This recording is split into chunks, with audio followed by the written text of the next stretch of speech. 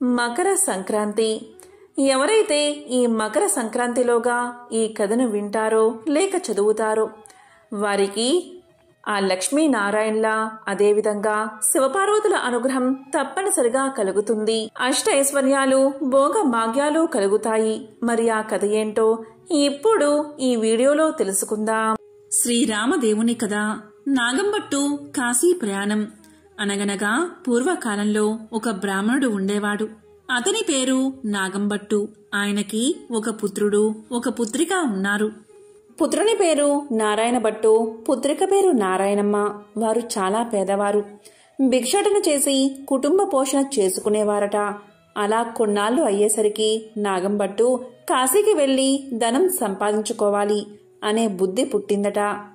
అప్పుడు నాగంబట్టు భార్యతో చెప్పి తెల్లవారుజామునే లేచి కాశీకి ప్రయాణమై అలా వెళ్ళగా కొంత దూరం వెళ్లేసరికి దారిలో సూతులవారు, వ్యాసులవారు, నారులవారు ప్రత్యక్షమయ్యారు. వారు ఇలా పలికారు, "ఓ బ్రాహ్మణుడా, ఎక్కడకు వెళ్తున్నావు?" అని అడిగారు.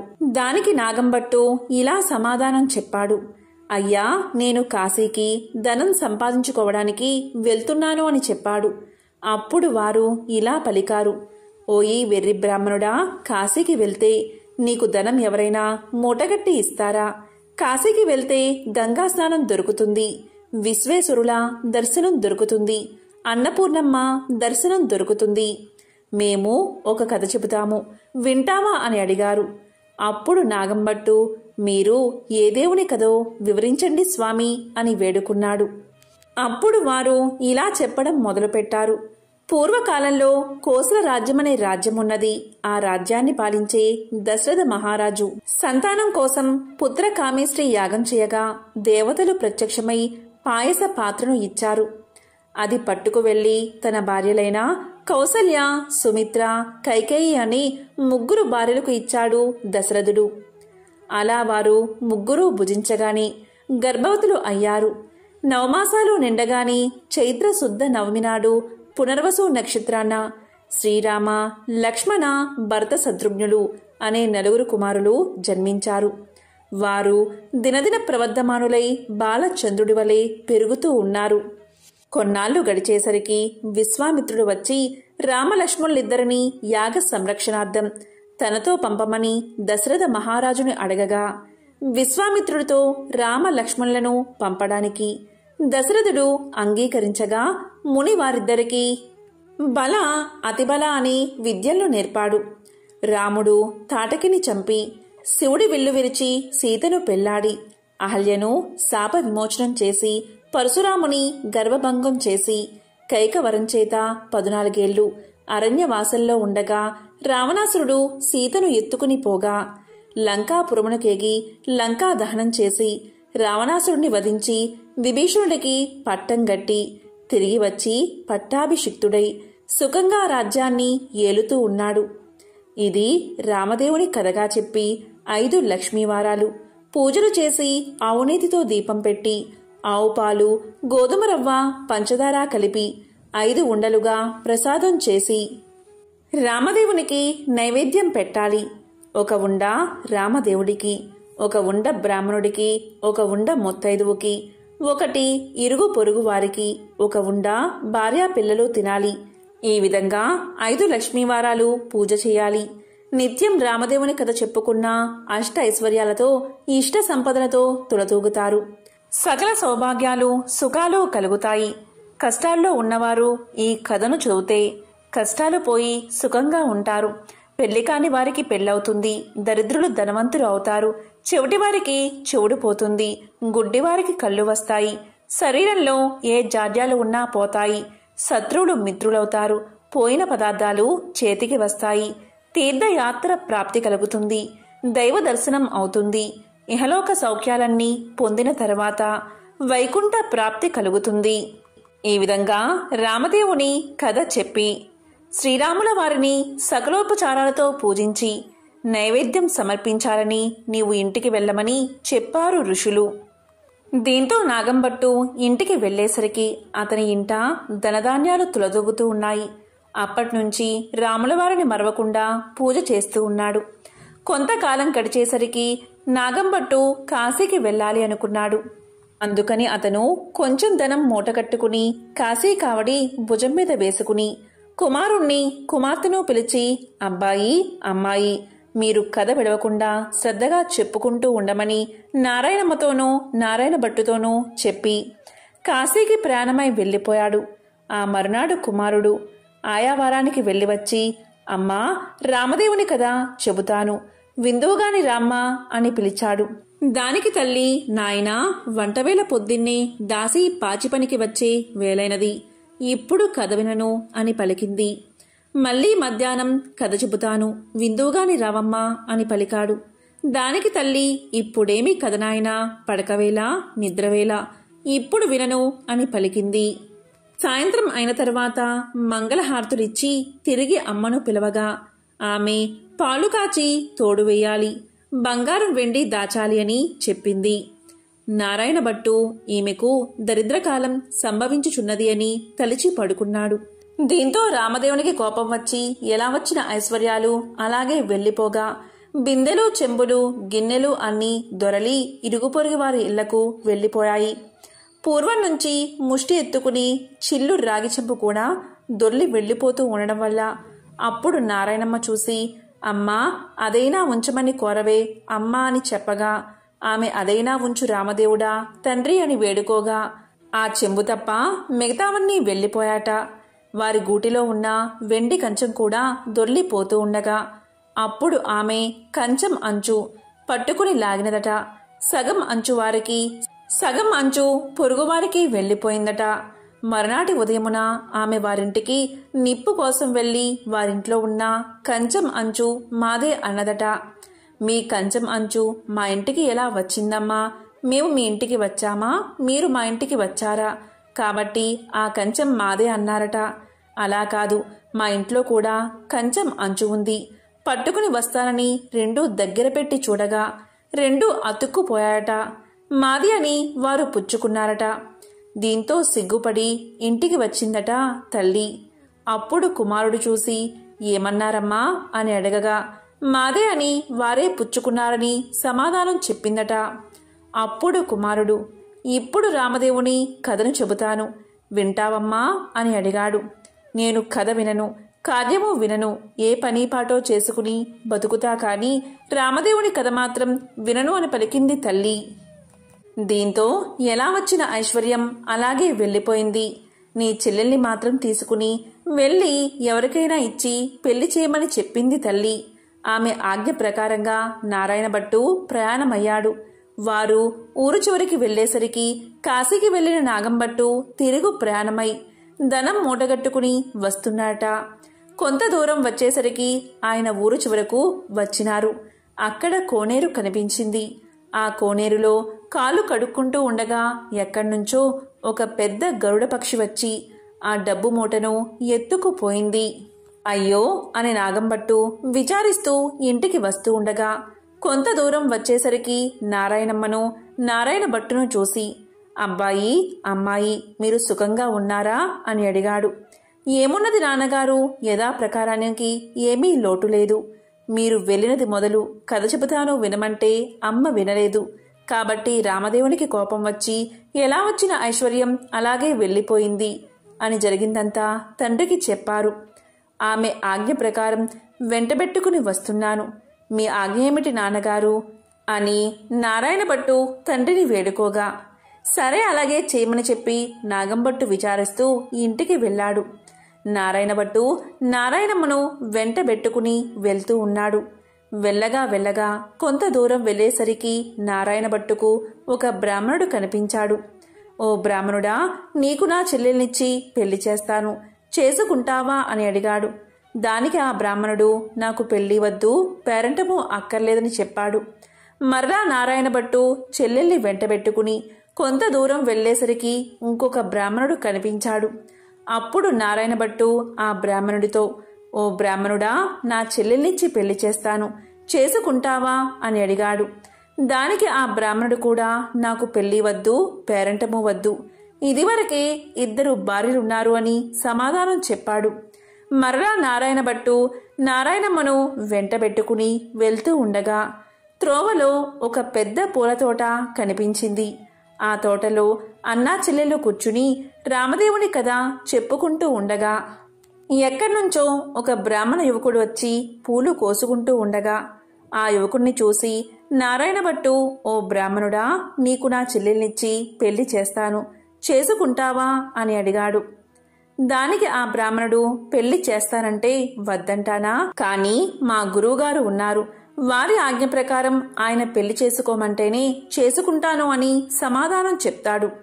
అప్పుడు నారాయణ భట్టు, మీ గురువుగారు ఎక్కడున్నారు అని అడగగా, పలానా తోటలో ఉన్నారని బ్రాహ్మణుడు సమాధానం చెప్తాడు. వెంటనే నారాయణ భట్టు గురువుగారి దగ్గరకు వెళ్లి ఇలా పలుకుతాడు, అయ్యా గురువుగారు, మీ శిష్యుడికి నా సోదరునిచ్చి పెళ్లి చేస్తాను, తమరు ఒప్పుకుంటారా అని అడగగా అంతటా గురువుగారు ఇలా పలికారు, బ్రహ్మచారిని గృహస్థుడిగా చేస్తానంటే వద్దంటానా, కాని వాడి దగ్గర చింతాకంత బంగారం లేదు, గోపాదమంతా భూమి లేదు, మీకిష్టమైతే చెయ్యండి, కష్టమైతే మానేయండి అని పలికారు గురువుగారు.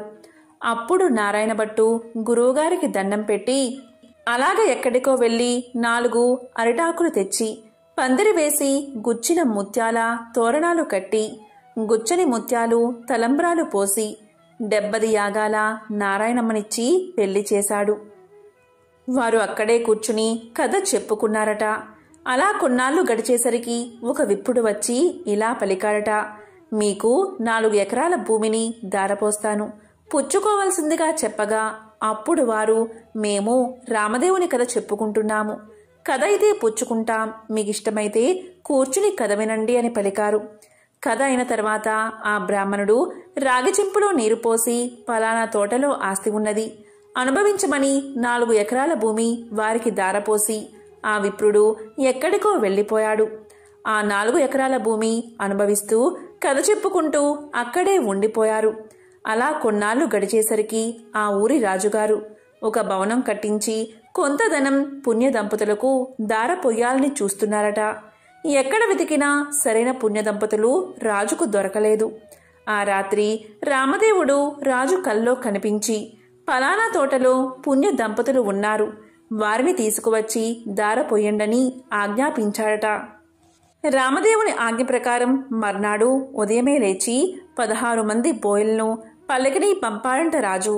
వారక్కడకు వెళ్లి, ఏమండోయ్, మా దేశపు రాజుగారు ఒక గృహం కొంత భాగం మీ ఇద్దరికీ దారపోస్తారట, మిమ్మల్ని వెంటబెట్టుకుని రమ్మని పంపారు, కాబట్టి రావాల్సింది అని అడిగారు.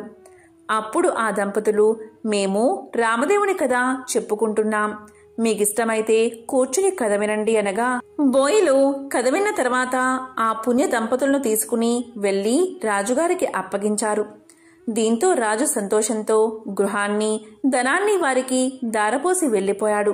అప్పుడు నారాయణమ్మ, ఆమె భర్త నారాయణ భట్టు అక్కడ కూర్చుని ఆ గృహము, ఆ ధనము, 4 ఎకరాల భూమి అనుభవిస్తూ అక్కడే కథ చెప్పుకుంటూ ఉన్నారు. కొన్ని రోజులు గడిచేసరికి నారాయణ భట్టు, అమ్మాయి, నేను ఎన్ని దినాలు ఇలా ఉంటాను, కాబట్టి నే వెళ్ళి రామదేవుణ్ణి తీసుకువస్తాను, నీవు నీ భర్త కథని మానకుండా చెప్పుకోండి అని చెప్పి నారాయణ భట్టు ప్రయాణమై వెళ్లిపోగా నారాయణమ్మ, ఆమె భర్త కథ చెప్పుకుంటూ ఉన్నారు. నారాయణ భట్టు కొంత దూరం వెళ్ళగా ఒక గ్రామం వచ్చింది. ఆ గ్రామంలో ఒక గొల్లవాడు వడ్లు ఎండబోసుకుని కాపలాగా కూర్చున్నాడు. ఆ గొల్లవాడిని చూసి నారాయణ భట్టు ఇలా పలికాడట, గొల్ల, ఈ గ్రామంలో విశేషాలేమిటి అని అడగగా గొల్లవాడు, ఏమున్నది బాబు, నేను పుట్టుకతోనే అందుణ్ణి, మా వాళ్ళు వడ్లు ఎండబోసి నన్ను కాపలాగా కూర్చోమనగా కర్రబుచ్చుకుని కూర్చున్నాను, నా అవస్థ ఇలా ఉంది బాబు అనగా నారాయణ భట్టు ఒక కథ చెబుతాను, వింటావా అని అడిగాడు. దానికి గొల్లవాడు వింటాను అని చెప్పగా నారాయణ భట్టు రామదేవుని కథ వ్రత విధానం చెప్పేసరికి గొల్లవానికి కొంచెం కళ్ళు కనిపించాయి. ఓహో, కథలోనే ఇంత మహత్యముంది, వ్రతం చేసుకుంటే ఇంకెంత మహత్యముంటుందో అనుకుని గొల్లవాడు ఏ దైవానిదో ఏ దేవుడో చెప్పమన్నాడు. అది రామదేవుని మహత్యం. 5 లక్ష్మీవారాలు పూజ చేసి అవునేతో దీపం పెట్టాలి.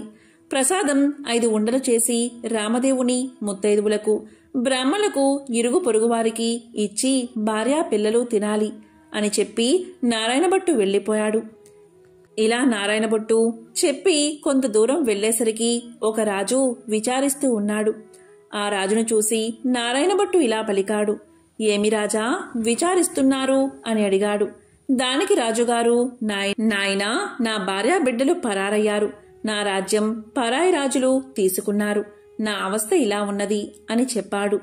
దానికి నారాయణభట్టు, నేనొక కథ చెబుతాను, వింటారా అని అడిగాడు. దానికి రాజుగారు, వింటాను, చెప్పవలసింది మహానుభావా అని పలకగాని నారాయణభట్టు రామదేవుని కథంతా చెప్పి వ్రత విధానమంతా వివరించాడు. ఆ రాజుగారు వ్రతం చేసుకోగా పరారైన భార్యాబిడ్డలు, పరాయిరాజు తీసుకున్న రాజ్యం తిరిగి ప్రాప్తించింది. అప్పుడు రాజు సంతోషంతో నారాయణభట్టును చూసి, ఏమండి మహానుభావా, మీరు ఏ దేవుడో చెప్పవలసింది, మిమ్మల్ని పూజ చేసుకుంటాము అని పలకగాని నారాయణభట్టు, నేను ఏ దేవుణ్ణి కాను, ఇది రామదేవుని కథామహత్యం, మీరు 5 లక్ష్మీవారాలు 5 ఆదివారాలు పూజ చేయమని చెప్పి వ్రత విధానమంతా చెప్పి మరలా కొంత దూరం వెళ్ళగా ఒక స్త్రీ విచారిస్తూ కూర్చుని ఉన్నది. ఆ స్త్రీని చూసి నారాయణభట్టు, ఎందుకు విచారిస్తున్నావు అని అడగగా ఆ స్త్రీ ఇలా పలికింది. ఏముంది బాబు, చిన్నతనంలోనే పెళ్ళయింది, నా భర్త దేశాంతరం వెళ్ళిపోయాడు, నా తల్లి తండ్రి అత్తమామలు కొన్నాళ్ళు చూసి ఎన్నాళ్ళు నిన్ను ఇలా చూస్తాము అని వదిలేశారు, కాబట్టి నా అవస్థ ఇలాగున్నది బాబు అని తెలియచేసింది. అప్పుడు నారాయణభట్టు, నేనొక కథ చెబుతాను, వింటావా అని అడిగాడు.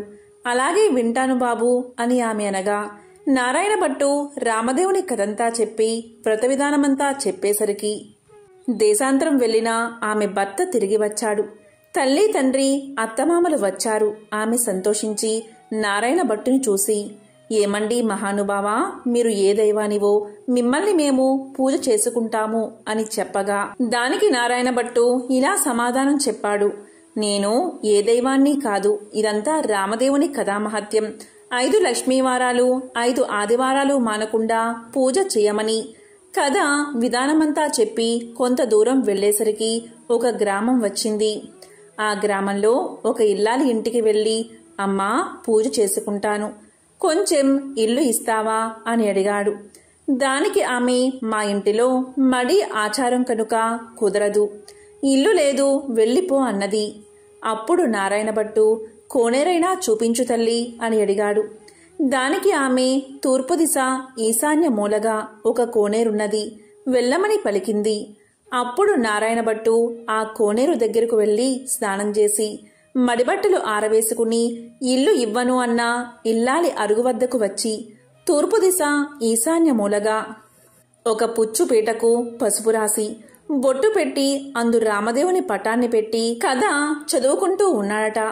ఇంతలో ఆమె యువతలకు వచ్చి చూడగా నారాయణభట్టు ఆమెకు తాంబూలము దక్షిణ ప్రసాదం ఇచ్చాడట. ఆమె పుచ్చుకుని లోపలికి వెళ్లిపోయింది. తరువాత నారాయణభట్టు కథ చదువుకుని అక్షింతలు తల మీద వేసుకుని ఇంటి మీద వేసి వెళ్లిపోయాడు. అతడు ఇలా వెయ్యగానే ఆ ఇల్లు ఇంద్రభవనం అయినది. అప్పుడు ఆ ఇంటి ఇల్లాలు యాయావారానికి వెళ్లిన తన భర్త తిరిగి వస్తే ఇల్లు తెలుసుకోలేడని ఆమె వీధి అరుగు మీద కావలి కూర్చుని ఉంది. ఇంతలో ఆమె భర్త ఎడమోటా పెడమోటా వేసుకుని ఇల్లు కానక కంగారు పడి అక్కడ నిలబడి ఉన్నాడు. ఆమె చూసి, ఇల్లు ఇదే, ఇలా రండి అని పలకగా ఆమె భర్త, ఇది మన ఇల్లు కాదు, నేను రానని సమాధానం చెప్పాడు. కాదండి, ఇది మన ఇల్లే, ఇలా ఎందుకైతో చెబుతాను వినండి. ఎక్కడ్నుంచో ఒక బ్రాహ్మణుడు వచ్చి పూజ చేసుకుంటాను, ఇల్లు ఇవ్వమన్నాడు. నేను ఇవ్వనని సమాధానం చెప్పాను. అప్పుడు అతను ఒక కోనేరైనా చూపించమన్నాడు. అప్పుడు నేను తూర్పు దిశగా ఈశాన్యమూల కోనేరున్నదని చెప్పాను.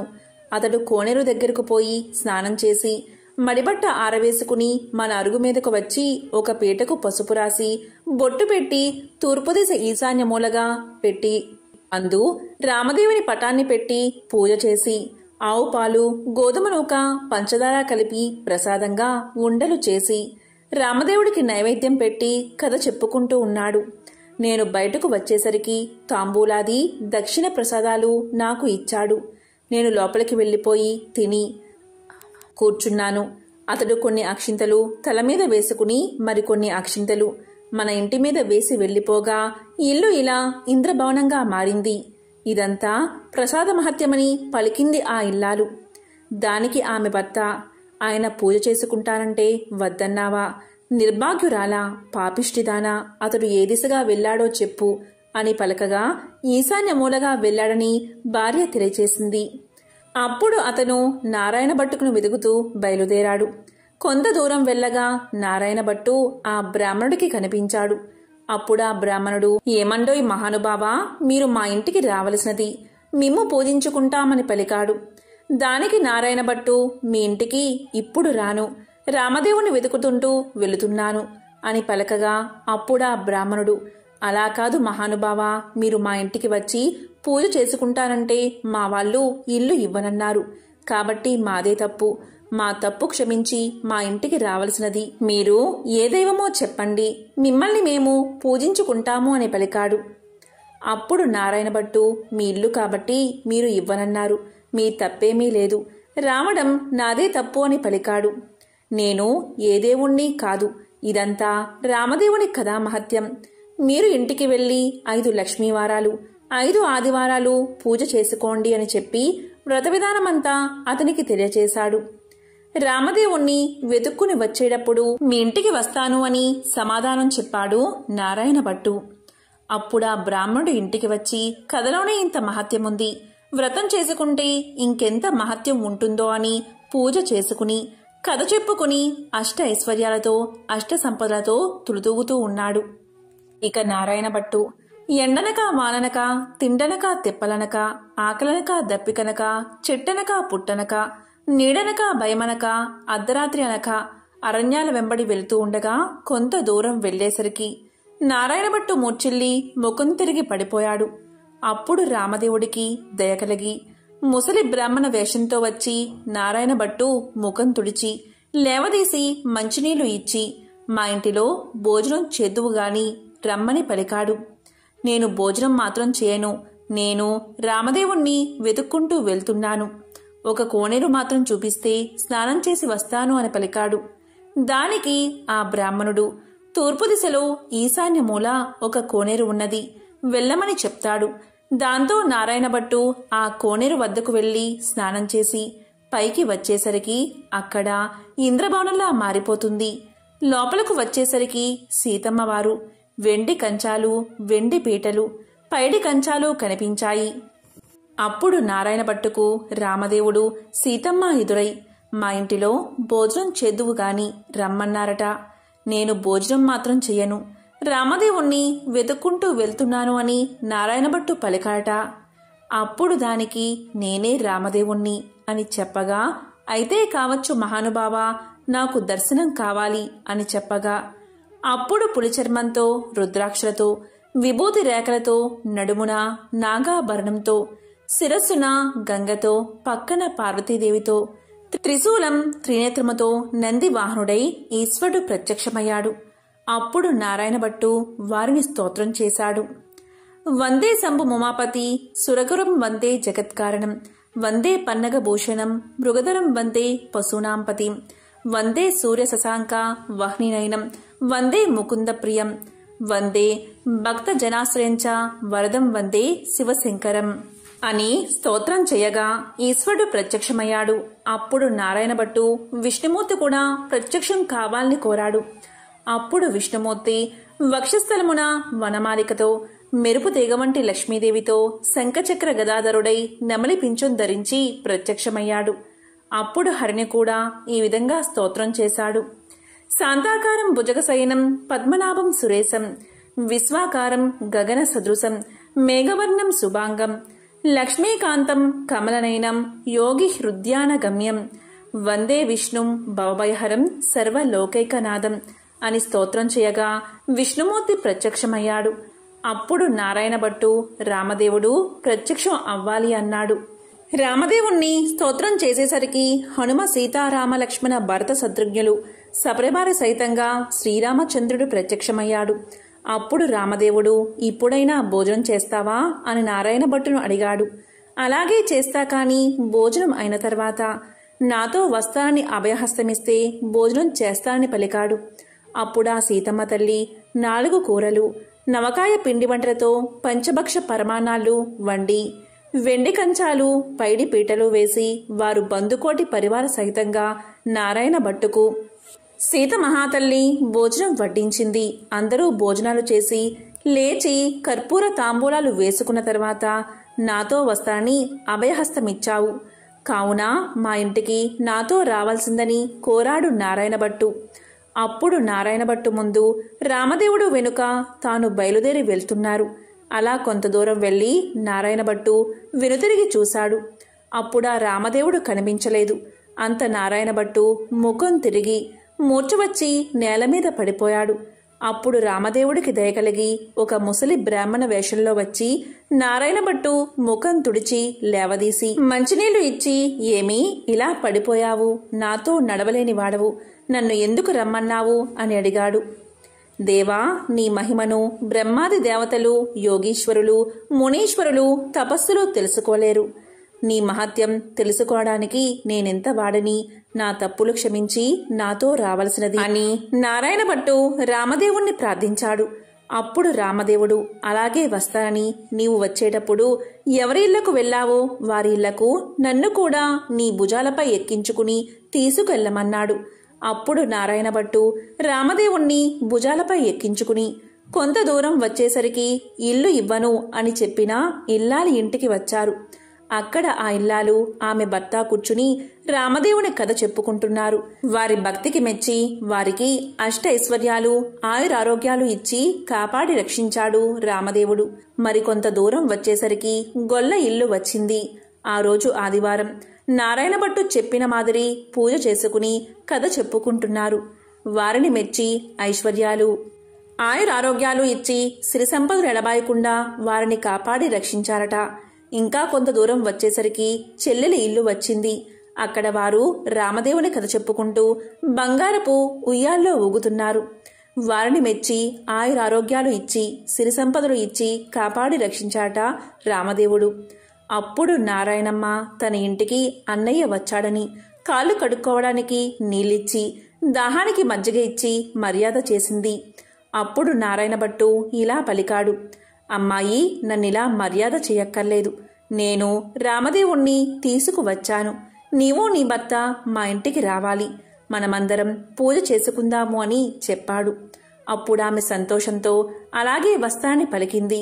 నారాయణమ్మ ఆమె భర్తతో, నారాయణ భట్టు రామదేవునితో సహా వారందరూ బయలుదేరి వారి గ్రామం పొలిమేరకొచ్చేసరికి గ్రామంలోని వారు కొందరు చూసి పరుగున వెళ్లి వారి తల్లిదండ్రులతో ఇలా పలికారు, ఏమండోయ్ నాగం భట్టుగారు, మీ అబ్బాయి, అమ్మాయి, అల్లుడు ఇంకా ఎవరో బయలుదేరి వస్తున్నారు అని పరుగు పరుగున వెళ్లి చెప్పారు. అప్పుడు నారాయణ భట్టు తల్లిదండ్రులు పరుగున వచ్చి సంతోషంతో కొడుకుని కూతుర్ని కౌగలించకబోయారట. అప్పుడు నారాయణ భట్టు చూసి, అమ్మా, నన్ను ముట్టుకోవద్దు.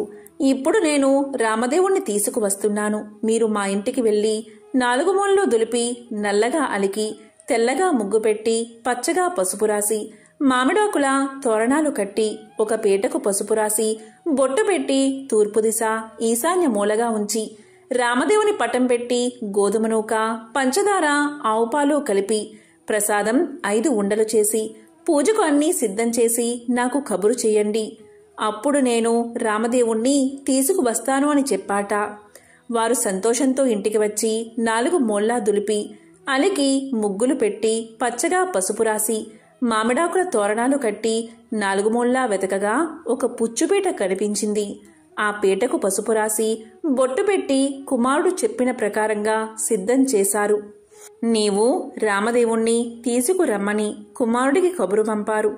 అప్పుడు నారాయణ భట్టు సంతోషంతో రామదేవుణ్ణి భుజాలపై ఎక్కించుకుని ఆ గ్రామం 4 వీధులు ఊరేగించి ఇంటికి తీసుకువచ్చి రామదేవుడితో, తండ్రి, మా ఇంటిలో మీరు కుడిపాదం పెట్టాలని ప్రార్థించాడు. అప్పుడు రామదేవుడు వారి ఇంట్లో కుడిపాదం పెట్టేసరికి పెద్ద ఇంద్రభవనంగా మారిపోయింది. అప్పుడు నారాయణ భట్టు రామదేవుడితో ఇలా పలికాడు, అపరాధిని కాబట్టి నాకు ఉన్న ఈ పుచ్చుపీటయే సింహాసనమనుకుని దయ ఉంచి తమను కూర్చోవలసింది అని వినయంగా ప్రార్థించాడు. ఆ మాట రామదేవునికి జాలి కలిగి ఆ పీట మీదే కూర్చునేసరికి అది వజ్రాలు, వైడూర్యాలు, కెంపులు, మాణిక్యాలతో చేసిన బంగారపు సింహాసనంగా మారిందట. అందు హనుమ, సీత, లక్ష్మణ, భరత, శత్రుఘ్నాది సపరివార సహితంగా శ్రీరామచంద్రమూర్తి తన ఇంటిలో ఆశీనులై వెలిసారట. అప్పుడు రామదేవుని వ్రతం చేసుకుందామనేసరికి అంతలోనే ఎక్కడ్నుండో ఒక బీద బ్రాహ్మణుడు వచ్చి, ఏమండోయ్ నాగంభట్టు గారు, మీ అబ్బాయికి మా అమ్మాయినిచ్చి పెళ్లి చేస్తాం, ఒప్పుకుంటారా అని అడగగా, పెళ్లి చేస్తానంటే వద్దంటానా బాబు, అలాగే చేసుకుంటాము అని పలికాడట నాగంభట్టు. నాగంభట్టు గారు పచ్చని పందిర్లు వేయించి గుచ్చిన ముత్యాల తోరణాలు కట్టి గుచ్చని ముత్యాలు తలంబ్రాలు పోసి 70 యాగాల నారాయణభట్టు పెళ్లి చేశాడు.